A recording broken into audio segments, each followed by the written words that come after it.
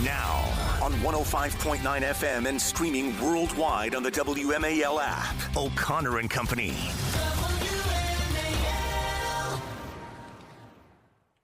It's 8:07. It's O'Connor and Company. It's our fourth hour. If you missed the first three, that's okay. You can catch up. Subscribe to our podcast, and before you know it, those 3 hours will be delivered right to your favorite device.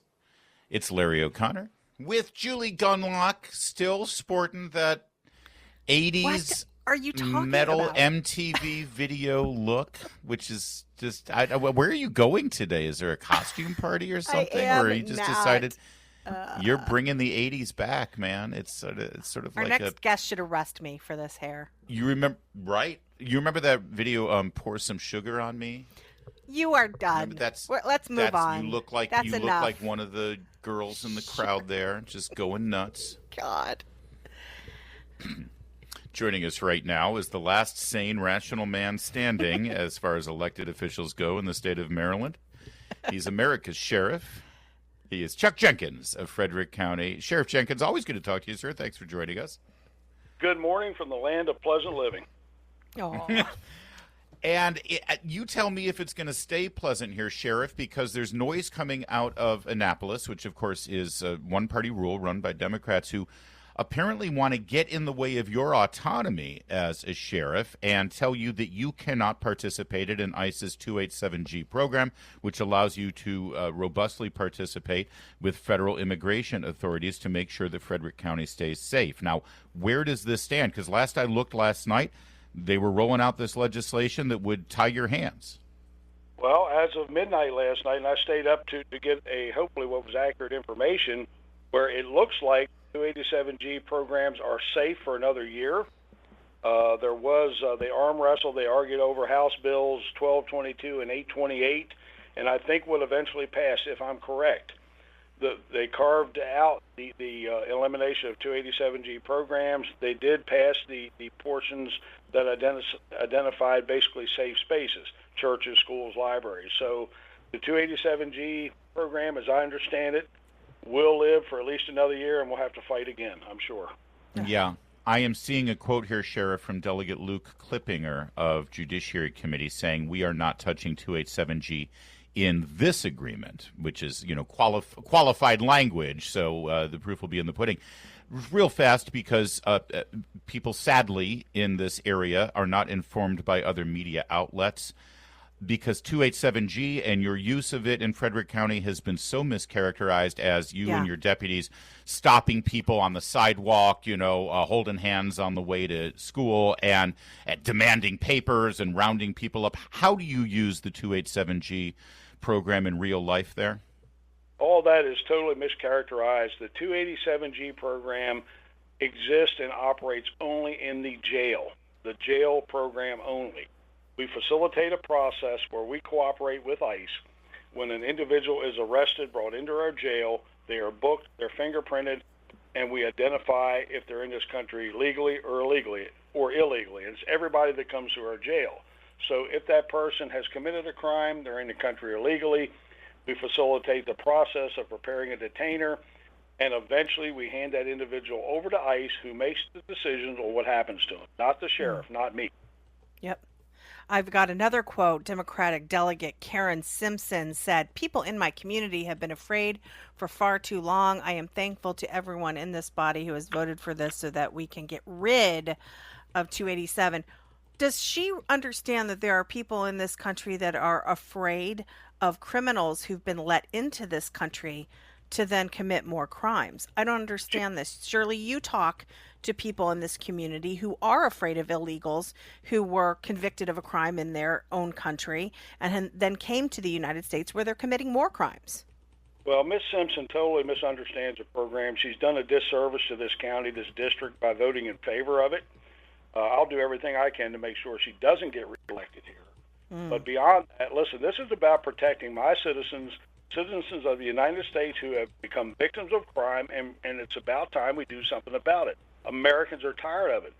78% of Marylanders want enforcement. They want the illegal criminals turned over to ICE and deported. America wants it. So, Chuck, this is great news, frankly, for one more year, but that's kind of the key here. It's like every year you have to fight this fight in Annapolis. Is there?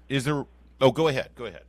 You brought up a great point. Listen, I think the issue here, and they'll never admit it, is a constitutional challenge. Can they take away my authority as an constitutionally elected official of the state of Maryland, take away my authority to sign an agreement, a lawful agreement with the federal government to protect my county? That's the challenge.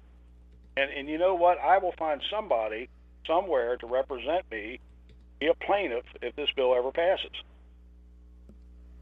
Is there a way to institutionalize this at the state level so you don't have to keep dealing with this? I mean, obviously, you'd need to get a different makeup in the legislature, or could a governor do this? If we had a new governor, Chuck Jenkins, hint, hint, could we actually, through executive action, make sure that other sheriffs and your brothers and sisters across Maryland didn't have to deal with this? I truly think you could. I really believe a right-thinking governor could do that to protect his state as the top law enforcement official in the state. I think he has that authority. Maybe under an executive order, I think it could be done. But listen, Americans demonstrated they want this. Marylanders want this. And I think what you're going to see, things are going to get, hopefully I'm wrong, but you have Virginia now on board working with ICE. You've got West Virginia. If this bill had passed, eliminating 287, Maryland would be the magnet state for criminals. But luckily, we've lived to survive another year.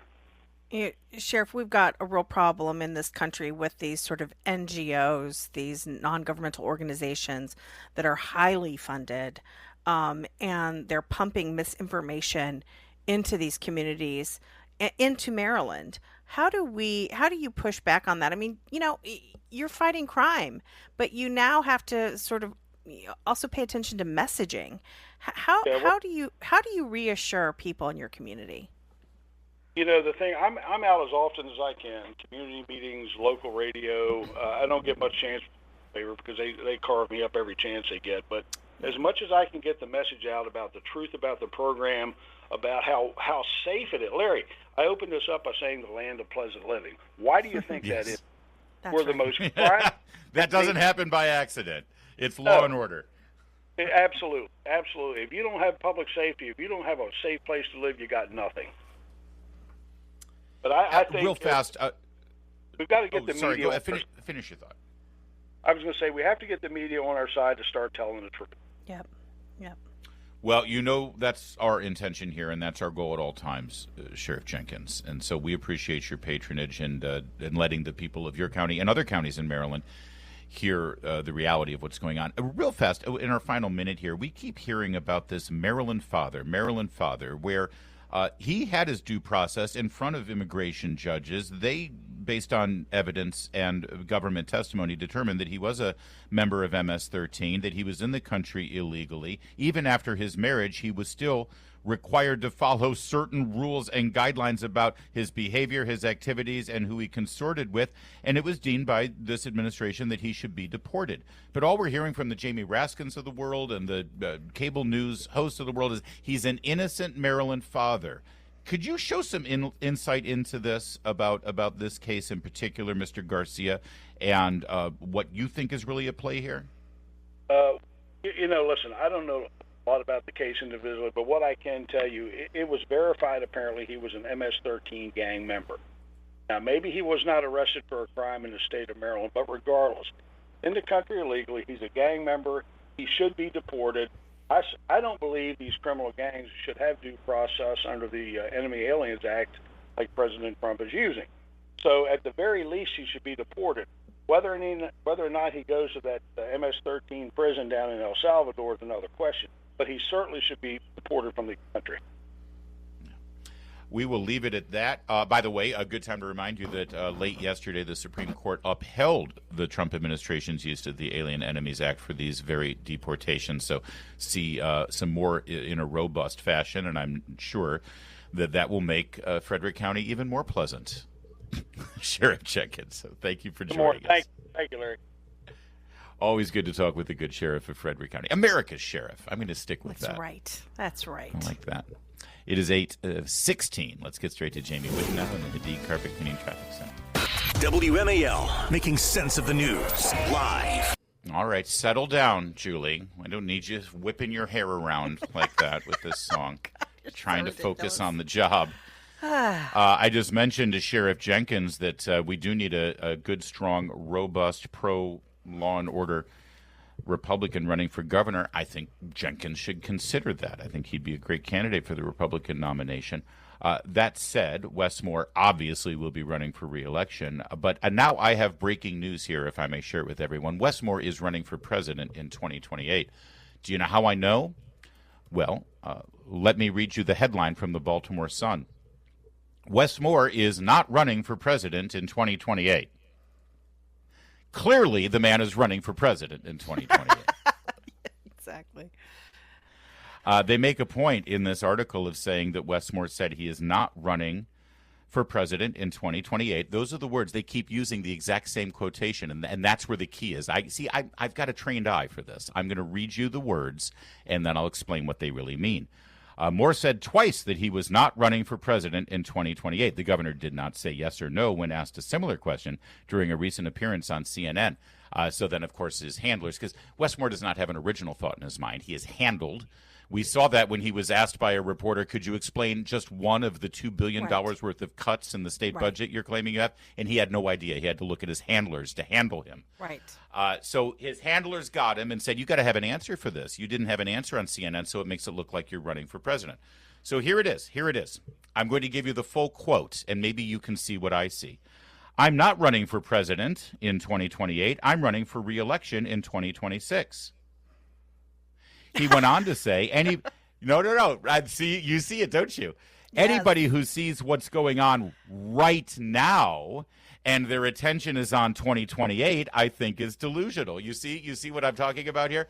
So what the Baltimore Sun didn't ask, what should have been asked is, will you run for president in 2028? Because see, he is, by the way, he's not running for president right now. Right. He is running for re-election right now. Right. And after he wins re-election, he will begin running for president. But now... Yeah. No, Larry, no one ever resigns from their current political position to take a higher position, Larry. Right. That just doesn't happen, Larry. That's ridiculous. That's crazy talk. Gullible. Yeah. Gullible. You know, Baltimore Sun, and again, God forbid I become a real bona fide journalist like the writers of the Baltimore Sun. I'm just a crazy right-wing talk show host. But if I really wanted a definitive answer from Governor Wes Moore about his intentions for the White House, see, I would have asked this question. Will you promise the voters of Maryland right now that you will serve your full 4 terms of governor no matter what, no matter who asks you to run for president, no matter who asks you to be on the ticket as a running mate? Will you promise to every voter in Maryland that come hell or high water, you will serve your full term if you are reelected? See, they didn't ask that question, did they, Julie? And they won't. And it's sort of like... Of course they won't, because they love him and they want him to run. And this is why people like Steve Stiscano can just lie to reporters, because they don't expect the follow-up. And so when Governor Moore's people or Governor Moore say he's not running for president, they go, okay, we'll write that. We'll write that headline. Thanks so much, sir. They never ask hard questions because they are just mouthpieces for the Democrat Party. Yes. And then if somebody say, hey, you said you weren't running. He says, well, I wasn't running. I was running for governor. I'm running. No, and he'll say, no, but I really felt a calling. You know, I didn't back then, but then the XYZ happened, and I'm the only person for the job. Yes, there we go. Marylanders, just so you know, you are being used as pawns in a very big political game that is positioning Wes Moore to be a national figure. And now is where you stop it. Now is where you hold his feet to the fire. Now is where you expose who he is. He had a surplus handed to him by Larry Hogan. He spent it all, whittled it away to the tune of a $3 billion deficit. He's just raised your taxes to the tune of $1.6 billion. And what did he do on the last day of the Maryland General Assembly? How did he spend it? Well, according to wait, where is it? On the last day of the final session, He brought in $1.6 billion of new taxes. And wait, where did it go? Where did the little bit go about what he did on his last day? I'm not helpful. I'm sorry. I'm trying. Oh no, that's what happened on his last day. And now that the General Assembly is over, he's high-tech. Guess where he's heading? He's heading to Japan. What? He's heading to Japan for one of these trade. Well, because he's got to have B-roll for the presidential campaign. Yeah, good point. Yep. He's an international figure, don't you know? He's Wes Moore, damn it. My God. Wes Moore is running for president. The Baltimore Sun didn't ask the right question. The right question is, will you promise to, if you are reelected, to serve your entire four-year term? Will you vow that right now? And if you do run for president, do you promise to step down as being governor so that we can have a full-time governor? He won't answer that question. He will demur. He needs to be handled again. Governor Wes Moore is definitely running for president. It is 8:24. Oh, and by the way, journalists in this area are awful. Now on 105.9 FM and streaming worldwide on the WMAL app. O'Connor and Company. It's O'Connor and Company at 8:37. Larry and Julie this Tuesday morning in your nation's capital. Coming up in 30 minutes. 3 hours of Critter News with Chris Plant. He's a bit of a beast.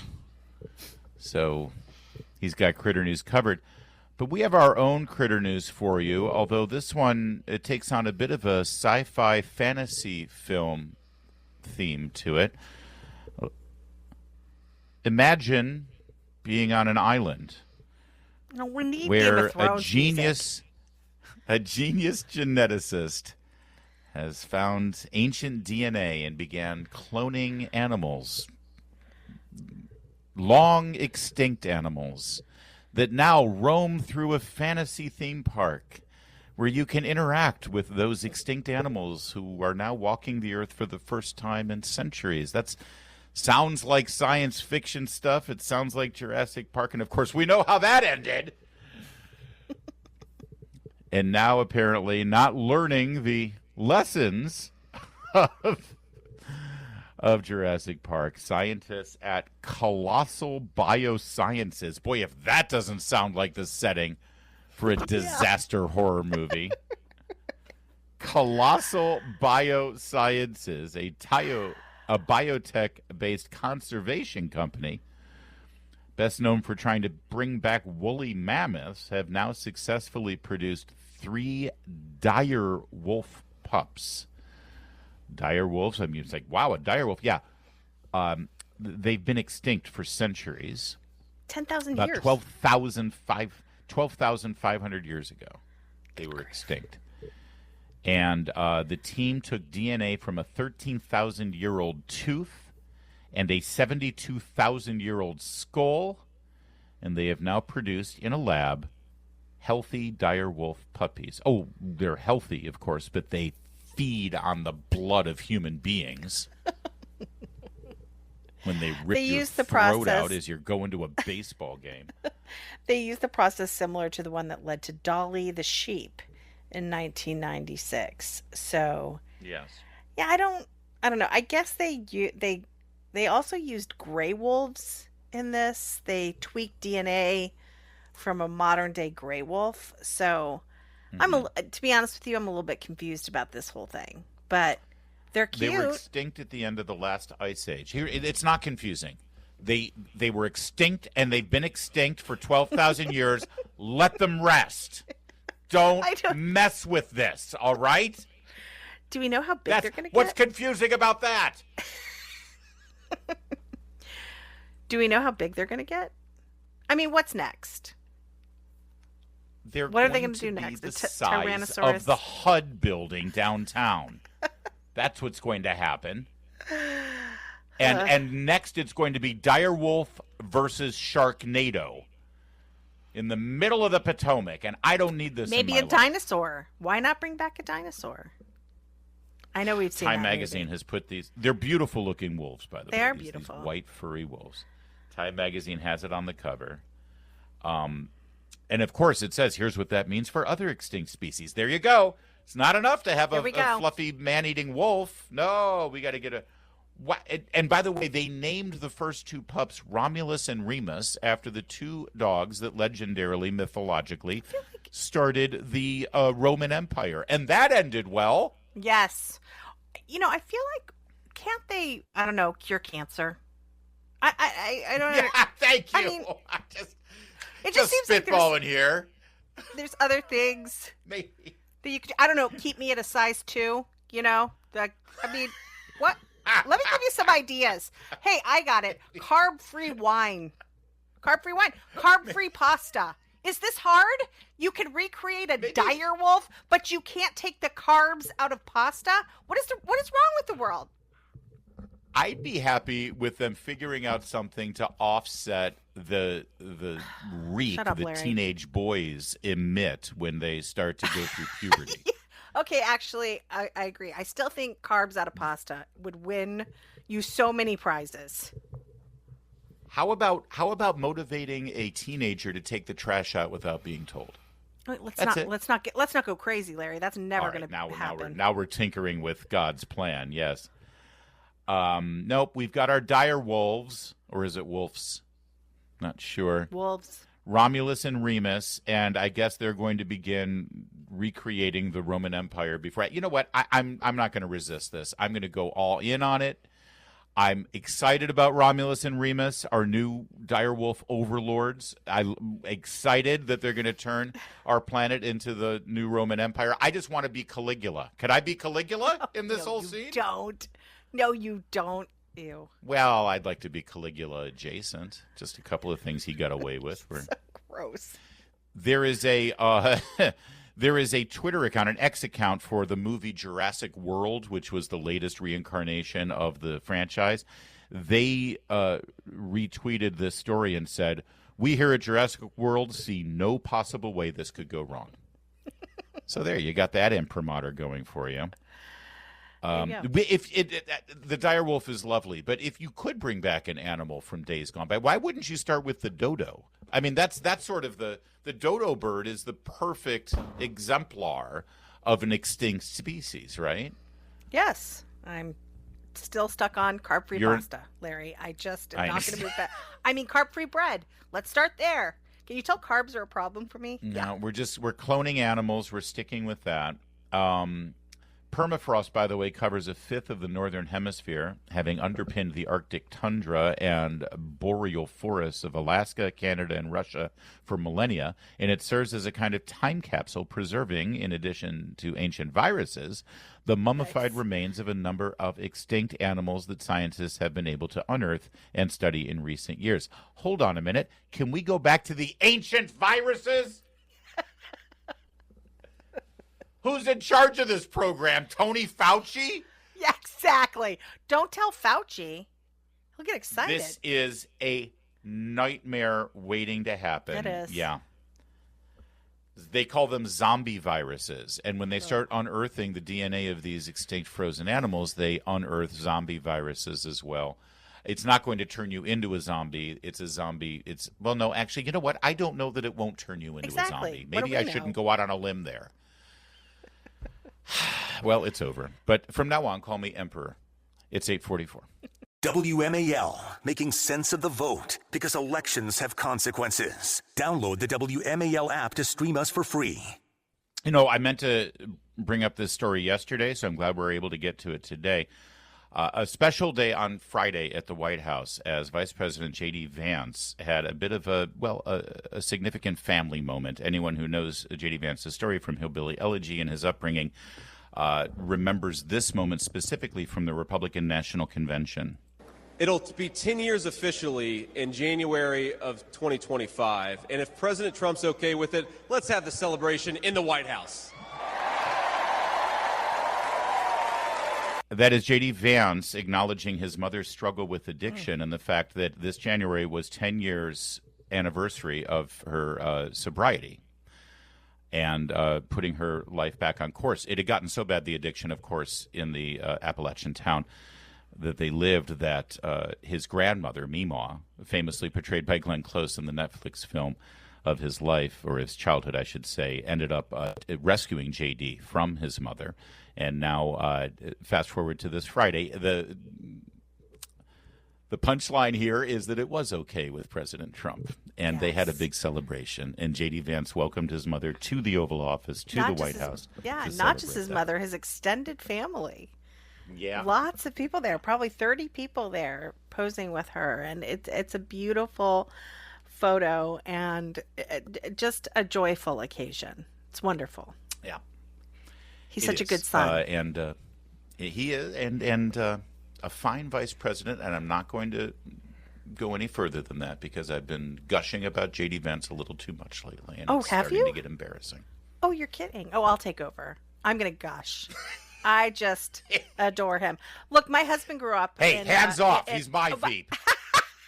My husband grew up in Ohio, and he spent a lot of time in southern Ohio with his grandmother, who he called Nana, who was a very strong person in his own life. So we see a lot of similarities. So I'm a huge JD fan, and I will take it over if you can't do it anymore. Well done, Mr. Vice President. 850.